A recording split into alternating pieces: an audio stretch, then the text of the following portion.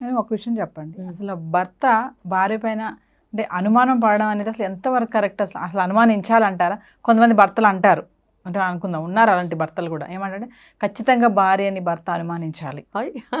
అంటారు.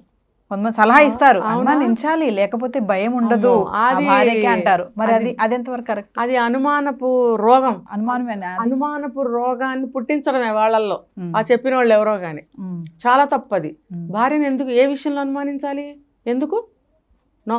ఆ భయం ఉండదు లేకపోతే అంటారు అమ్మో మళ్ళీ. వద్దు, అది మ్. చాలా పెద్ద విషయం. అది ఉమ్, అది క్యారెక్టర్ పరంగా కారణం లేకపోయినా సరే, అక్కడ విషయం లేకపోయినా సరే అనుమానించాల్సిందే చూడడం. లేదు. ఉమ్, చాలా తప్పది.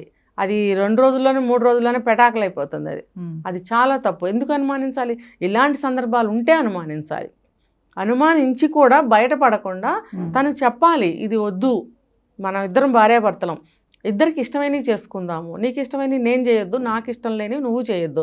అలాంటప్పుడు మనం హ్యాపీగా ఉండగలుగుతాం. ఇప్పుడు చూడు, నాకు ఇష్టం లేదు నువ్వు చేస్తున్నావు, నాకు బాధ అనిపిస్తుంది, ఉమ్. అలాగే నీకు ఇష్టం లేనిది చేస్తే నీకు బాధ అనిపించదా? వద్దు ప్లీజ్ అని చెప్పుకోవాలి. అంతేగాని వాళ్ళు ఎవరో చెప్పారని అనుమానించాల్సిందే అని చెప్పి అనుమానించాలి కావాలి అని చెప్పి అనుమానిస్తారా?